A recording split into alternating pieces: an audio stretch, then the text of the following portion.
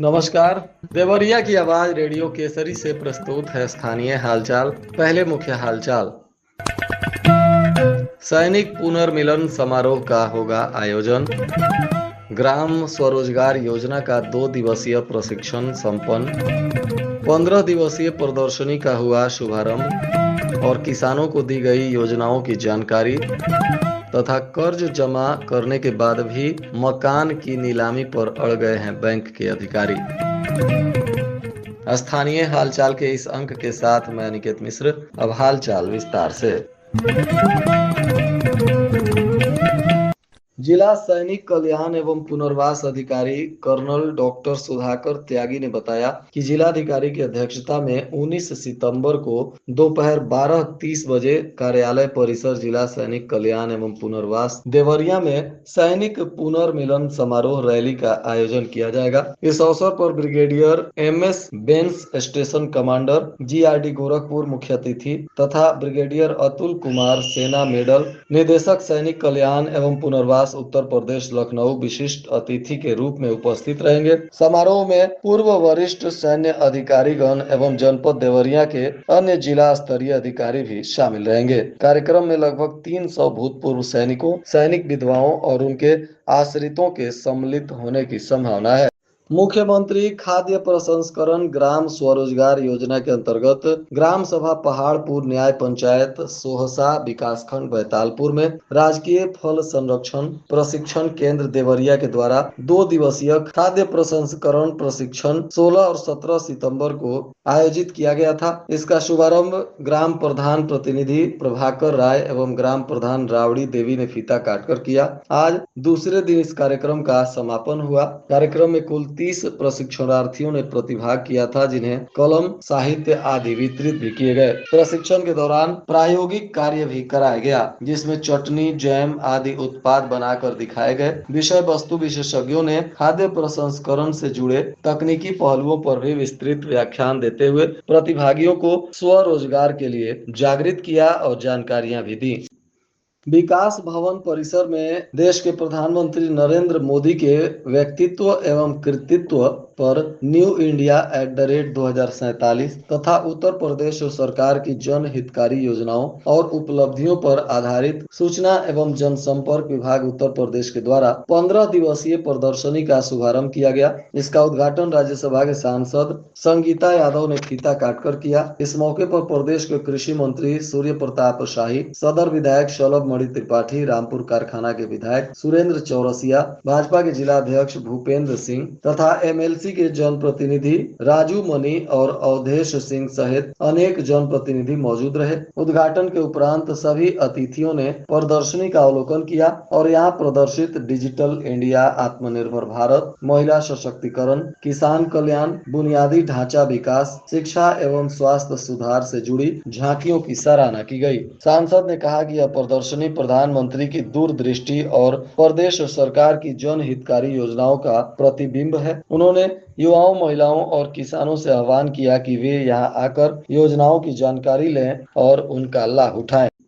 किसान दिवस का आयोजन गांधी सभागार विकास भवन में किया गया। इस दौरान उप कृषि निदेशक ने कृषकों को गत माह में आयोजित किसान दिवस में प्राप्त शिकायतों की अनुपालन आख्या से अवगत कराया, जिसके बाद कृषि विभाग की लाभकारी योजनाओं की विस्तृत जानकारी देते हुए बताया गया कि कृषि यंत्रीकरण योजना में जिन कृषकों को टोकन कंफर्म हो गया है, वे कृषक अपना बिल पोर्टल पर अपलोड कर दें। प्रधानमंत्री किसान ऊर्जा सुरक्षा एवं उत्थान महाअभियान सोलर पंप योजना के बारे में भी जानकारी दी गई। बताया गया कि इस वर्ष लगभग 80 से 90% तक अनुदान पर सोलर पंप दिया जाएगा। इस योजना में पहले आओ पहले पाओ के आधार पर सोलर पंप की ऑनलाइन बुकिंग होगी।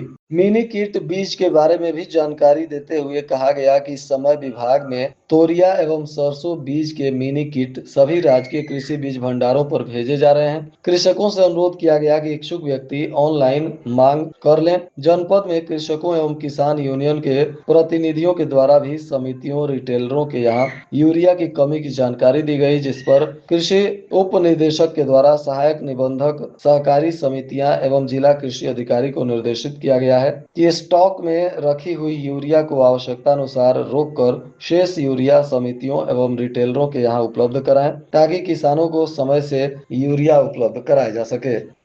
इधर ओटीएस योजना के तहत कर्ज की रकम जमा करने और मुकदमा चलने के दौरान एक बैंक के कुछ अधिकारी बंधक रखे गए मकान की नीलामी कराने पर आमदा हैं। इसकी बिक्री करने को वह सार्वजनिक सूचना भी प्रकाशित करा चुके हैं। पीड़ित व्यक्ति ने इसकी शिकायत पुलिस अधीक्षक और बैंक के प्रबंधक निदेशक से कर न्याय की गुहार लगाई है। बताया जा रहा है कि शहर के रौनियारी टोला भरौली बाजार मालवीय रोड निवासी बंगाली प्रसाद वर्मा ने शिकायती पत्र में कहा है कि उनका मकान प्रताप नारायण पुत्र गोवर्धन के नाम से था। प्रताप नारायण ने उक्त मकान को संदीप होटल के नाम से नामांकित इसका निर्माण करने को लेकर फाइनेंशियल कॉरपोरेशन के पक्ष में कर्ज लिया था और बंधक रख दिया था। बाद में मकान के बंधक रखने और कर्ज की जानकारी होने पर वह बंधक की धन अदायगी कर ऋण मोचन कराने का प्रयास करने लगे, लेकिन बैंक वाले लगातार हीला हवाली करते रहे। उन्होंने बंधन के ऋण मोचन को कोर्ट में वाद दाखिल किया, जिसमें दोनों पक्षों ने अपना लिखित उत्तर प्रस्तुत किया था। इसके बाद बैंक ने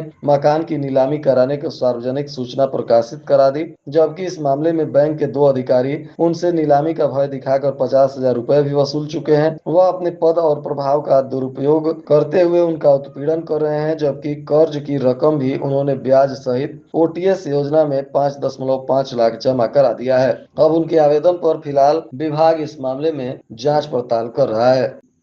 मदनपुर क्षेत्र के एक प्राथमिक स्वास्थ्य केंद्र पर सेवा पखवाड़ा के तहत बुधवार को कार्यक्रम का आयोजन किया गया, जिसमें रक्तदान शिविर लगाकर प्रधानमंत्री मोदी के कार्यक्रमों का लाइव प्रसारण किया गया। इसको लेकर जिलाधिकारी दिव्या मित्तल ने अधिकारियों के साथ स्थल का निरीक्षण भी किया। दरअसल प्रधानमंत्री के जन्मदिन को लेकर यह सेवा पखवाड़ा चल रहा है और इसी सेवा पखवाड़ा के तहत रक्तदान शिविर का आयोजन किया गया।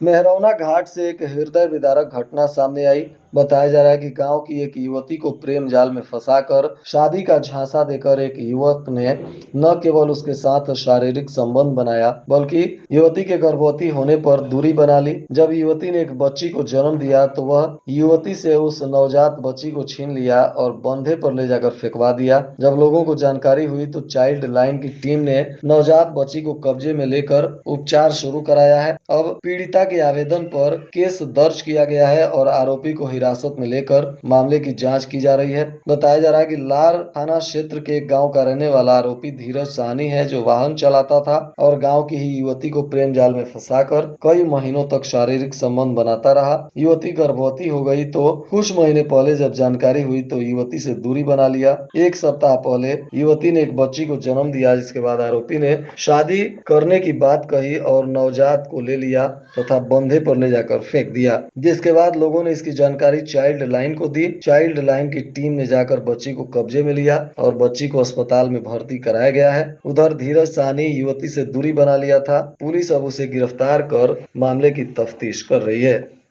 जिले में 24 पशु मैत्री की तैनाती की जाएगी। कृत्रिम गर्भाधान को बढ़ावा देने को लेकर इसका चयन होगा। सामान्य, पिछड़ा और अनुसूचित जाति के लिए अलग अलग संख्या निर्धारित की गई है। राष्ट्रीय गोकुल मिशन के अंतर्गत पशु मैत्री की तैनाती की जाएगी। जनपद में गो एवं महिष वंशीय पशुओं का कृत्रिम गर्भाधान करने की सुविधा पशुपालकों के द्वार पर उपलब्ध कराने और कृत्रिम गर्भाधान की संख्या बढ़ाने के उद्देश्य से पशु मैत्र की तैनाती की जा रही है। शहर के न्यू कॉलोनी स्थित वात्सल्य टीआई कार्यालय पर विभिन्न समुदायों के साथ बैठक की गई, जिसमें एचआईवी एड्स विषय पर जागरूकता कार्यक्रम और हेल्थ कैंप करने पर चर्चा की गई। सिरिंज से नशा करने वालों के लिए मेडिकल कॉलेज में ओएसटी सेंटर खोलने का भी निर्णय लिया गया। वात्सल्य की प्रोग्राम मैनेजर किरण गुप्ता ने कहा कि 3 महीने में एचआईवी के केस निकलने और अधिक संख्या में बाहर रहने वाले जिले के 10 गांवों में इसका चयन किया गया है। इन गांवों में एचआईवी जांच जागरूकता को हेल्थ कैंप का आयोजन किया जाएगा। नेशनल हाईवे 727 बी का निर्माण कार्य यूपी के बाद अब बिहार के भोरे, पंचदेवरी और कटिया में भी जल्द ही किया जाएगा। अधिग्रहित भूमि का किसानों को मुआवजा देकर निर्माण कार्य शुरू कराया जाएगा। यह जानकारी विधायक सभा कुंवर कुशवाहा ने दी। उन्होंने कहा कि केंद्रीय परिवहन मंत्री नितिन गडकरी से मुलाकात की गई है और यूपी बॉर्डर के विभिन्न गाँव की जनता को भी मुआवजा मिलने और भूमि अधिग्रहण में हो रहे विलंब से अवगत कराया गया है, जिसके लिए पुनः 10 सितंबर को विधायक ने केंद्रीय मंत्री से मुलाकात किया था और अब इसमें जल्द ही कार्य को प्रगति पर लाने के लिए आश्वासन दिया गया है। और आज के मौसम का तापमान देवरिया में न्यूनतम 25 डिग्री सेल्सियस और अधिकतम 32 डिग्री सेल्सियस रहने की संभावना है। हालचाल के इस अंक को आप हमारे YouTube चैनल, इंस्टाग्राम और फेसबुक पर भी सुन सकते हैं। इसके लिए हमारे रेडियो केसरी के एप्लीकेशन को लाइक और सब्सक्राइब करें। साथ ही प्ले स्टोर से रेडियो केसरी के एप्लीकेशन को डाउनलोड कर सीधे अपने मोबाइल फोन में भी रेडियो केसरी की सेवा का लाभ ले सकते हैं। अंत में मुख्य हालचाल एक बार फिर। सैनिक पुनर्मिलन समारोह का होगा आयोजन। ग्राम स्वरोजगार योजना का 2 दिवसीय प्रशिक्षण संपन्न। 15 दिवसीय प्रदर्शनी का हुआ शुभारंभ और किसानों को दी गई योजनाओं की जानकारी तथा कर्ज जमा करने के बाद भी मकान की नीलामी पर अड़ गए हैं बैंक के अधिकारी। इसके साथ ही रेडियो केसरी से प्रसारित स्थानीय हालचाल का यह अंक समाप्त हुआ। नमस्कार।